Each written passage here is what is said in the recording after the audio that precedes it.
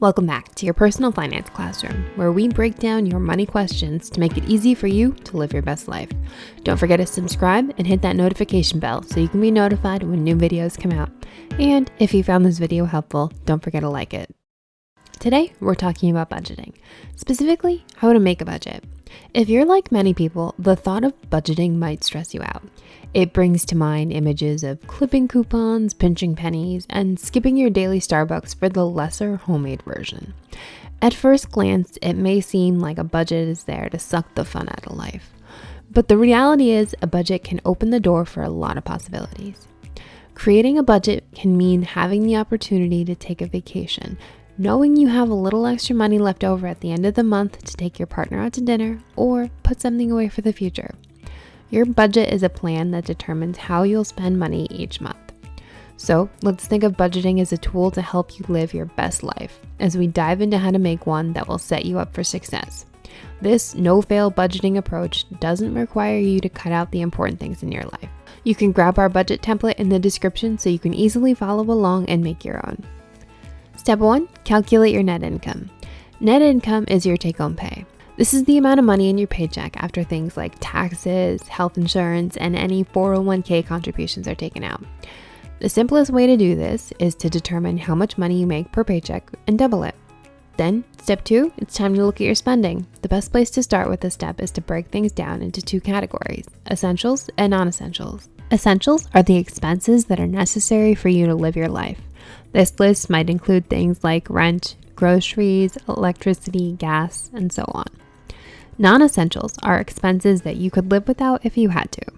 We're not saying you have to live without these things, but it's important to identify what these items are. Non-essentials might be things like your Netflix subscription, buying your favorite bottle of wine on Fridays, or picking up dinner at your favorite restaurant instead of cooking at home.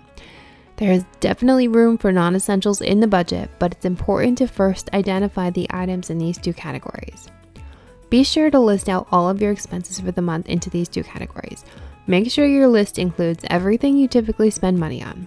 For your non-essentials, list those in order of priority. Determine what's most important to you and what's least important. This is entirely subjective, so don't feel pressured to prioritize in the order that might seem to make more sense. It's your budget and you get to decide what it looks like. If you want to put nice bottles of wine at the top and grocery delivery at the bottom, that's entirely up to you. Next, let's consider your fixed and variable expenses within your monthly spending. Fixed expenses are those costs that don't change month to month. In general, these are things like your rent or mortgage payments, car insurance, student loan payments, and so on. You'll pay the same for these every single month. Variable expenses are those costs that change on a month-to-month basis. These may be things like your electricity bill, groceries, or gas. Start with your fixed expenses since those won't change, and identify how much money you spend per month on fixed expenses. Then, to determine your variable expenses at this stage, you'll need to create an estimate or a range. Our suggestion would be to go through each of these expenses for the past 3 months and create an average.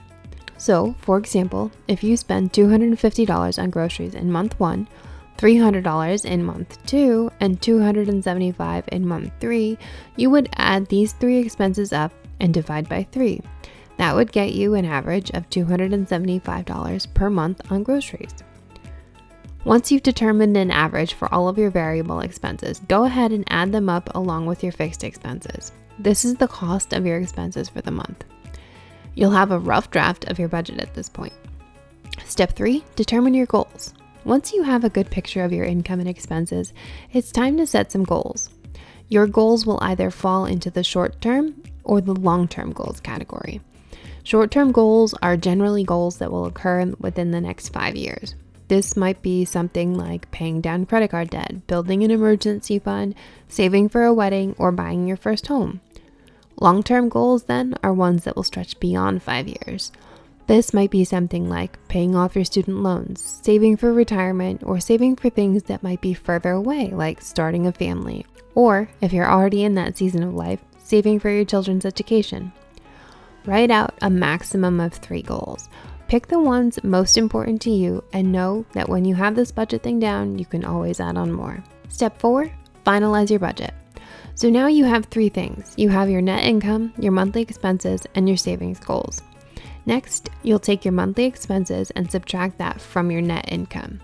So if your monthly expenses are $3,775 and your net income is $4,525, you'll subtract $3,775 from $4,525 and you'll get $750. The number that you get from this equation is what you have left over for your savings goals. If you aren't happy with that number, or it's a negative number, and your expenses are more than what you make, you're going to have to revisit that rough draft of your budget. This is the reason we suggest you prioritize your non-essentials. At this point, if you need to, you can cut the non-essentials that don't make sense in your life right now. You can also go back to your variable expenses and see where you might be able to cut down or reduce costs. Remember, keep it realistic. You'll want to ensure that this is something you can stick with. Once you've adjusted the numbers in a way that allows you to make more than you spend and save for your goals, you've got your budget. Continue to revisit your budget regularly. Whether it's weekly or monthly, make sure you're sticking with your budget and make adjustments as your life adjusts. If you make more money, you can bring back in some of the non-essentials or put more towards your savings goals. If you have unexpected expenses come up, see what else you might need to cut down on. This approach to budgeting gives you the flexibility to let it change as your life changes. There is a budget template you can grab in the description if you haven't already, so you can get started. Tell us in the comments what you're saving for. Don't forget to like and subscribe. We'll be back Wednesdays and Fridays with new personal finance lessons for you.